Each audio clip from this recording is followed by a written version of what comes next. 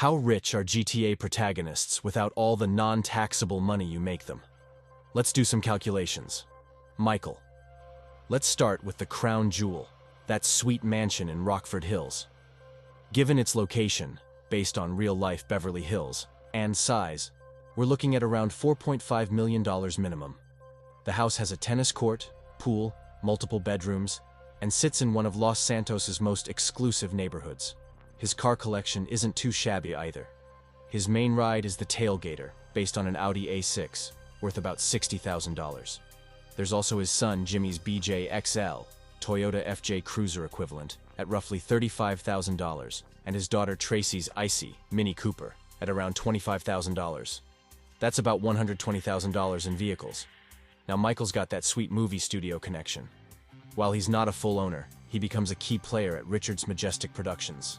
A conservative estimate for his stake in the studio, given Los Santos's entertainment industry value, would be around $2 million.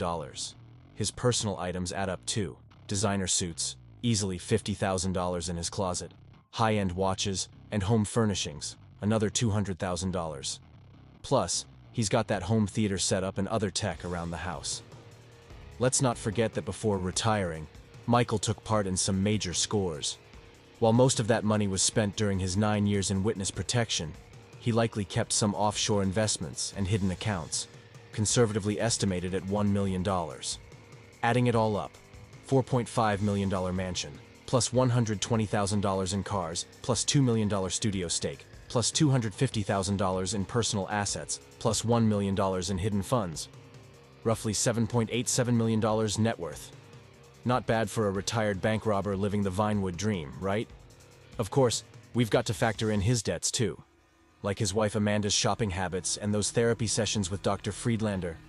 But even with these expenses, Michael's sitting pretty comfortable in the multi-millionaire range, thanks largely to that prime real estate and his entertainment industry connections. Just remember, this is Michael's worth before any of those crazy heists with Franklin and Trevor. Once you add in the players' activities, well, that's a whole different story. But for a guy trying to live a normal life, he's doing pretty well for himself. Alright, now let's break down Trevor Philips' net worth, our favorite unhinged entrepreneur from Sandy Shores. Fair warning, this one's gonna be interesting. Let's start with his real estate holdings. His main crib in Sandy Shores is, well, let's be real, it's a trailer. Given the location and condition, we're looking at maybe $20,000 tops. Yeah, it's not exactly a Beverly Hills mansion, but hey, it's got character, and probably some interesting stains. Now, Trevor Philips Industries TPI. This is where things get interesting. His business controls a significant chunk of the illegal arms trade in Blaine County. Plus, he's got that meth operation going. Looking at the scale of his operation, multiple dealers, the airstrip he uses, and his market dominance in Blaine County, we could conservatively value TPI at around $3 to $4 million. This includes his meth lab infrastructure, weapons storage facilities, and distribution networks. Vehicle-wise, Trevor's got quite the collection. His signature Bodie, modified Dodge Power Wagon, would be worth about $45,000 with all those custom modifications. Then, there's his Canis Bodie pickup truck, valued around $25,000. Don't forget his smuggling planes, a Cuban 800, roughly $500,000, and that smaller plane he uses for drug runs, about $300,000. His helicopter skills also suggest he's got access to choppers through TPI, adding another $800,000 to the fleet value. Total vehicle assets, approximately $1.67 million. The Sandy Shores Airfield, while not officially owned by Trevor, is essentially his base of operations. Given the size, location, and facilities, even in its rundown state, it would be worth around $900,000. His personal possessions are minimal. Unlike Michael, Trevor isn't big on designer clothes or fancy watches. Let's generously say $10,000 for his entire wardrobe and personal effects, including his beloved teddy bear. The Mackenzie Field hangar operation adds another asset to his portfolio, value that at around $400,000 for the infrastructure and setup. However, we need to factor in his liabilities. Trevor owes money to various criminal organizations, has property damage expenses, and probably has some outstanding legal fees. Let's estimate these debts at around $1 million. So let's total it up. Trailer, $20,000. Trevor Philips. Industries, $3.5 million. Vehicle fleet, $1.67 million. Airfield control, $900,000. Personal possessions, $10,000. Mackenzie field operation, $400,000. Total assets, $6.5 million minus estimated debts, minus $1 million. Final estimated net worth, $5.5 million. This makes Trevor a millionaire on paper, but it's important to note that most of his wealth is tied up in illicit operations and businesses that can't exactly be legally valued or sold. His liquid assets are probably pretty limited, hence why he's still living in that trailer. Remember, this is all before any heists with Michael and Franklin. His actual cash flow is probably pretty volatile. One week he might make $200,000 from a gun run. The next week he might lose half of it blowing stuff up in a meth-fueled rampage. Also worth noting that Trevor's business model involves a lot of aggressive hostile takeovers, aka violently taking over other operations. So his net worth tends to fluctuate based on how many competitors he's recently merged with or wiped out. Now Franklin, his original crib in Strawberry, living with his Aunt Denise. While he doesn't own this property, it helps establish his baseline. The house, in that neighborhood, would be worth around $180,000 to $200,000. But it's his aunt's asset, not his. His initial car game is pretty solid though. His personal ride, the Buffalo S, based on the Dodge Charger, is worth about $35,000 with his modifications.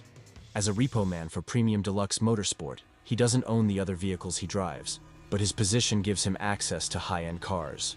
His main legitimate income comes from his job as a repo man for Simeon. Assuming he makes commission on successful repos plus a base salary, we're looking at maybe $40,000 to $50,000 annual income. Not getting rich quick, but it's something.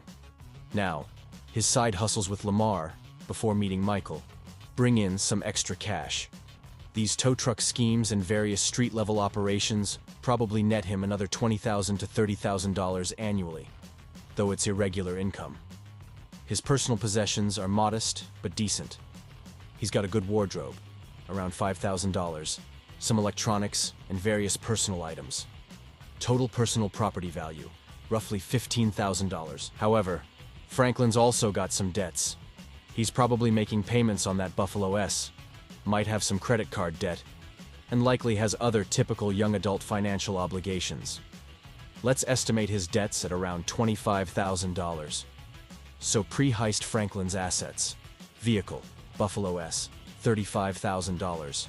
Personal possessions, $15,000. Annual income, legitimate, $45,000. Side hustle income, $25,000.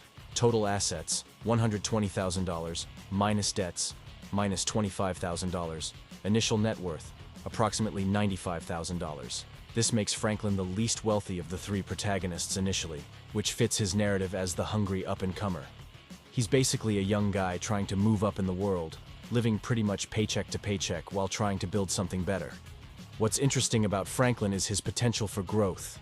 Unlike Michael, who's trying to maintain his wealth, or Trevor, who's chaotically building his criminal empire, Franklin is starting from a more grounded position. He's got hustle, ambition, and street smarts, but hasn't had the opportunity to build serious wealth yet. His car repo skills show he's got an eye for valuable assets, and his connection with Simeon, despite the sketchy nature of the business, gives him exposure to high-end vehicles and wealthy clients. These skills and connections are valuable assets themselves, even if they don't have a direct dollar value. Franklin's initial net worth reflects his starting position in Los Santos. He's not poor, but he's definitely not rich. He's got enough to keep his head above water and maintain a decent car, his pride and joy, but not enough to escape his circumstances without taking some risks. This relatively modest net worth actually makes Franklin's character arc more meaningful. He's starting from a realistic position for a young guy in his circumstances, making his potential rise through the story more impactful. Unlike Michael, who's trying to maintain his wealth, or Trevor, who's built his criminal empire, Franklin represents the hustle to actually build wealth from a more relatable. Personal possessions are minimal. Nico's not big on flashy stuff. His wardrobe, weapons, which will count since they're tools of his trade, and personal effects might total $20,000. He's practical, not flashy.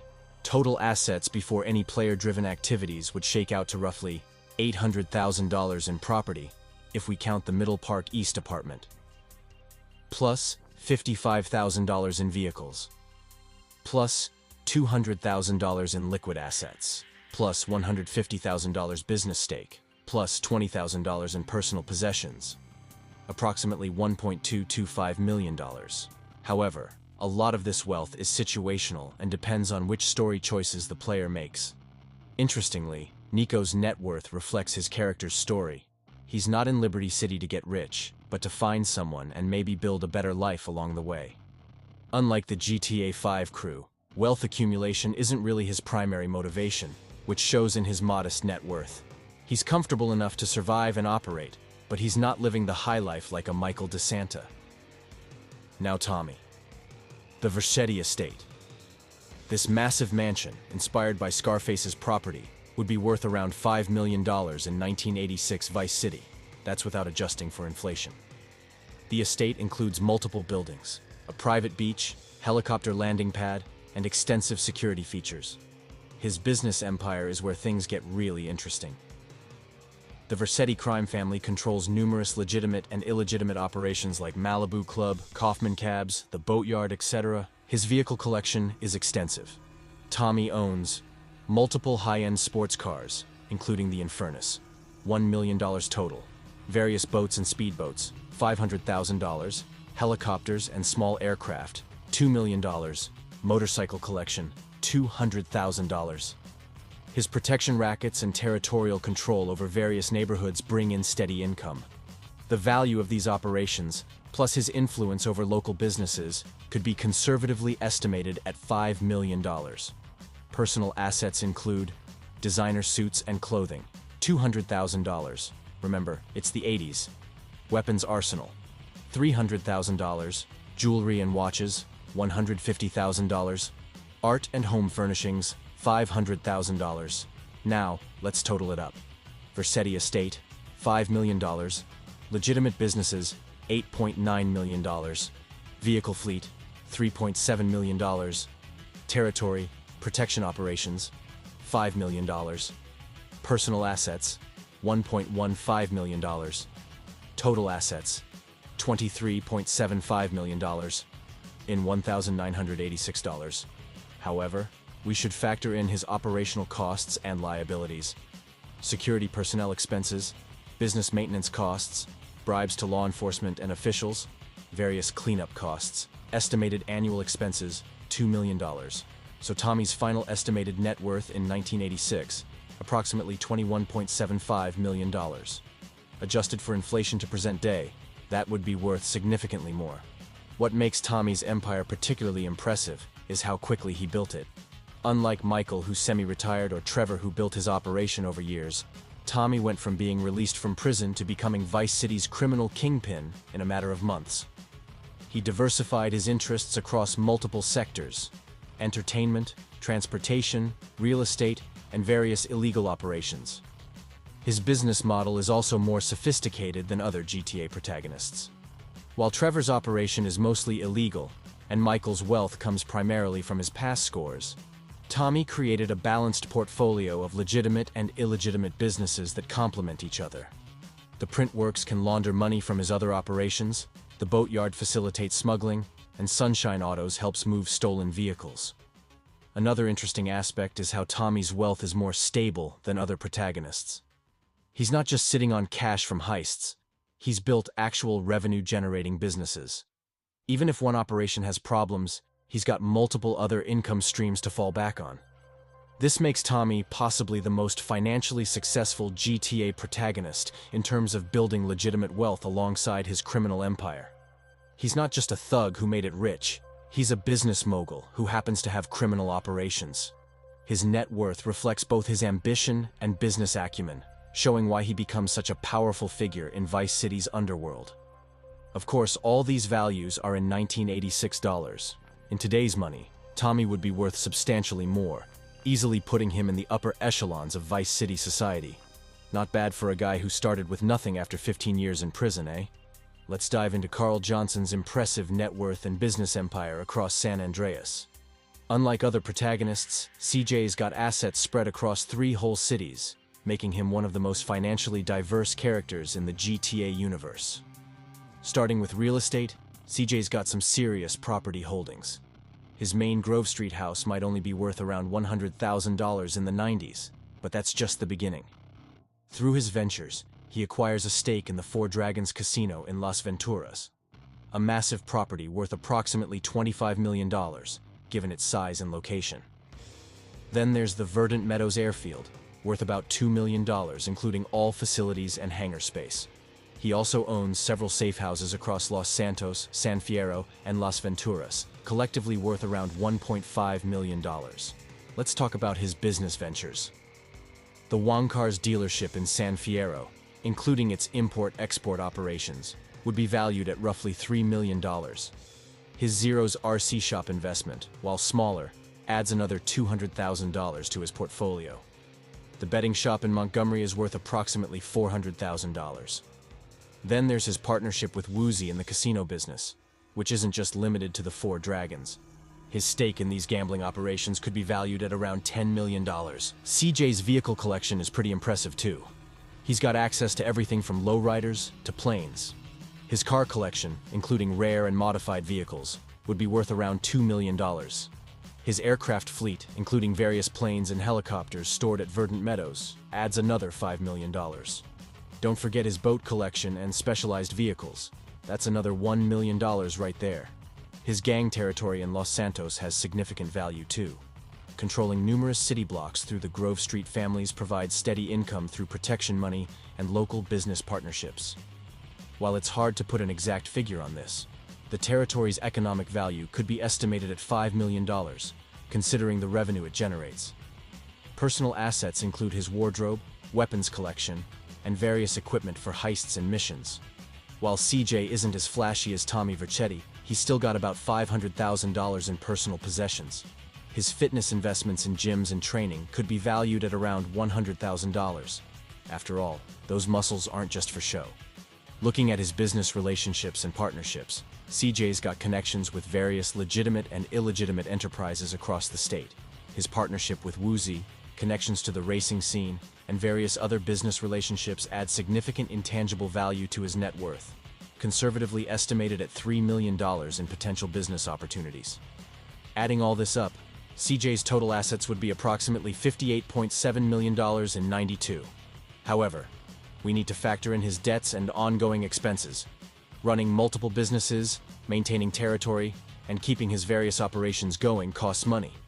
He's probably got around $8 million in operational costs, debts, and various obligations.